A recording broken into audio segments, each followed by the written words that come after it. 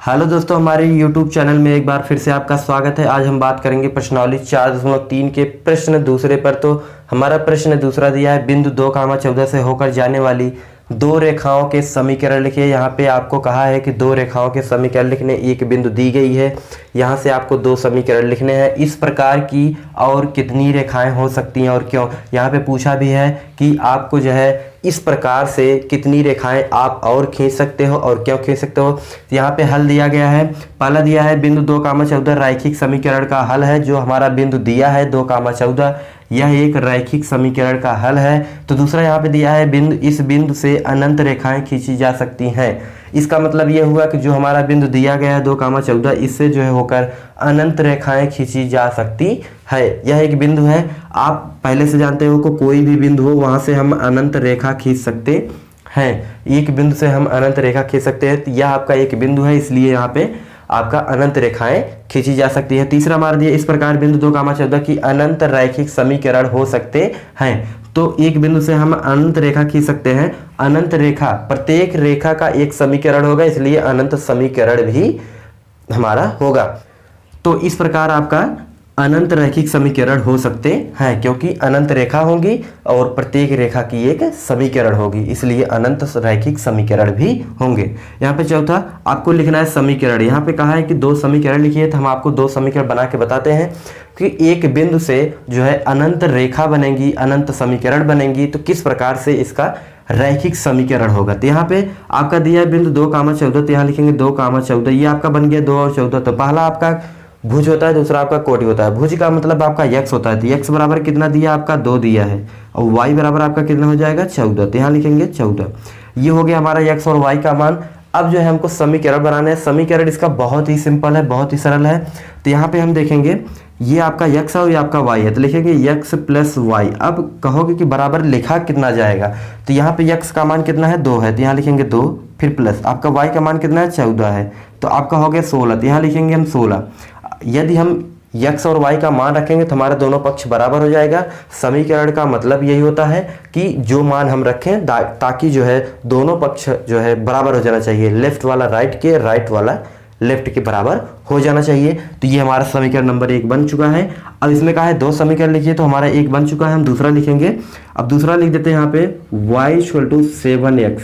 अब यहाँ पे y बराबर 7x लिखा गया है। अब ये किस प्रकार से आपका सही है इसको देख लीजिए। यहाँ पे x का मान 2 है और y का मान 14 है, तो यहाँ लिखेंगे 14 बराबर, फिर लिखेंगे 7 × 2। x का मान 2 है और y का मान 14 है, तो यहाँ पे 7 दूना 14 बराबर 14। आपका दोनों पक्ष बराबर हुआ, इसका मतलब आपका ये समीकरण नंबर 2 बन गया। तो समीकरण का मतलब ये होता है दोनों पक्ष बराबर होने चाहिए। यहाँ पे हमारा दोनों पक्ष बराबर है। यहाँ पे देखिए y बराबर 7x, एक समीकरण आपका बना x + y = 16 और दूसरा आपका बना y = 7x। ये आपका दो समीकरण बन गया। आप और भी बना सकते हो अपने मन से, आप घटा भी सकते हो, फिर गुणा भी कर सकते हो। तो आपका यहाँ पे अनंत रैखिक समीकरण बनेंगे। हमने 2 बना के आपको दिखाया, एक और बना के आपको दिखाते हैं। यहाँ पे आप लिख सकते हो 2x धन y, यहाँ पे हमने लिखा 2x धन y। अब यहाँ पे 2 का मतलब 2 हुआ, x का मतलब आपका फिर यहाँ पे 2 माना जाएगा, 2 दूना 4 हो जाएगा, फिर y का मतलब आपका 14 होगा। तो 14 में 4 जोड़ेंगे तो हमारा बनेगा 18। तो ये हमारा समीकरण नंबर 3 बन गया। तो हमने इसमें 2 कहा था बनाने के लिए, हमने 3 समीकरण आपको बना के बताए आपको समझने के लिए। यहाँ पे आप और भी बना सकते हो, आप प्रैक्टिस भी कर सकते हो। तो एक बिंदु से हम अनंत रैखिक समीकरण लिख सकते हैं। ये हमारा क्वेश्चन नंबर दूसरा कंप्लीट हुआ।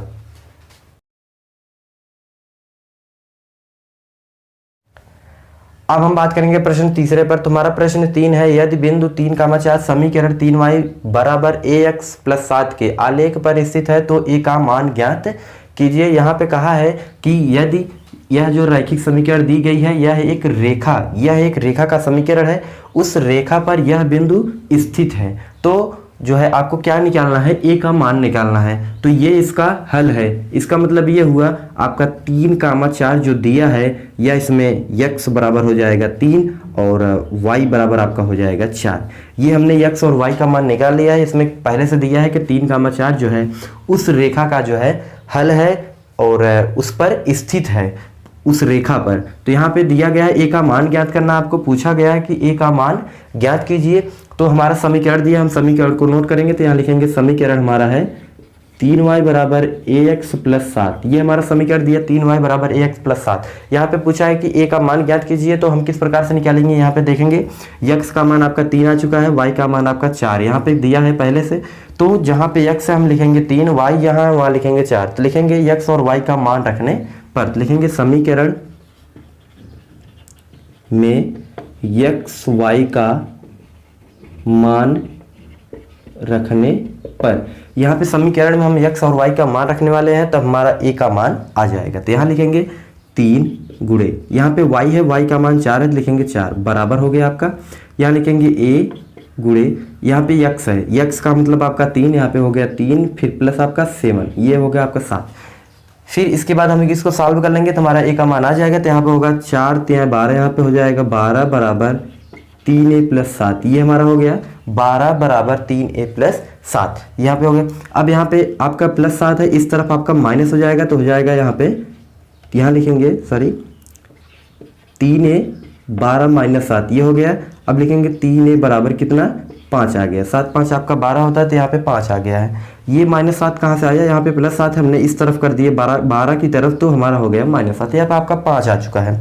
अब यहाँ पे 3 जो है यहाँ पे मल्टीप्लाई इनटू है, तो उस तरफ आपका डिवाइड हो जाएगा, तो हो जाएगा आपका 5/3। ए का मान कितना आया 5/3, ये हमारा आंसर हो गया।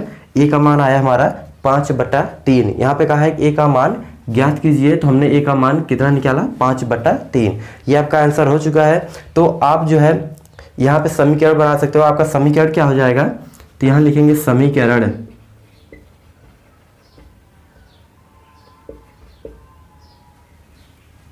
यहाँ पे आपका समीकरण क्या बना, समीकरण यहाँ पे दिया गया 3y, तो लिखेंगे 3y फिर बराबर ए का मान हमारा आ चुका है 5/3, तो यहाँ लिखेंगे 5/3, फिर यहाँ पे x लगा है तो लगाएंगे x, फिर आपका प्लस 7, ये हमारा समीकरण बन चुका है ए का मान निकालने के बाद। तो आप इस समीकरण के उत्तर की जांच भी कर सकते हो। तो चलिए हम देखते हैं, उत्तर की जांच कर लेते हैं, हमारा आंसर सही है कि गलत है।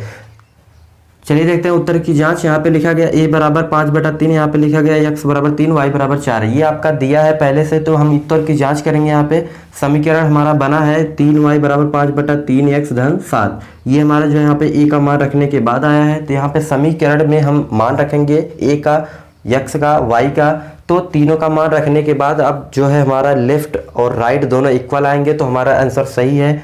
हमारा जो ए का मान आया ये हमारा सही है, अगर नहीं आया तो गलत है। तो चलिए यहाँ पे वेरीफाई कर लेते हैं, इसको हम कंफर्म कर लेते हैं हमारा आंसर सही है या गलत, इसी को कहते हैं हम उत्तर की जांच। तो यहाँ पे लिखा गया 3x बराबर 5/3y धन 7, यहाँ पे x और y का मान रखना हमको, तो यहाँ लिखेंगे 3 गुणे, यहाँ पे y है, y का मान हमारा 4 है, तो लिखेंगे 4 बराबर, यहाँ पे 5/3 लिखा गया है, तो हम लिखेंगे 5/3, फिर आपका गुणे हो गया, यहाँ पे x का मान हमारा 3 है, तो लिखेंगे 3 धन, यहाँ पे हो गया 7, यहाँ पे 3 3 कैंसिल हो गया, यहाँ पे 4 3 12 हो गया बराबर, यहाँ पे 5 फिर धन 7 हो गया आपका। तो यहाँ पे 12 बराबर 7 5 आपका 12 हो गया। तो यहाँ पे आप देख रहे हो left hand side equal to right hand side आपका आ चुका है, इसका मतलब हमारा आंसर सही है। हमारा जो ए का मान 5/3 आया है ये एकदम राइट है, हमारा जो है दोनों पक्ष बराबर हो चुका है।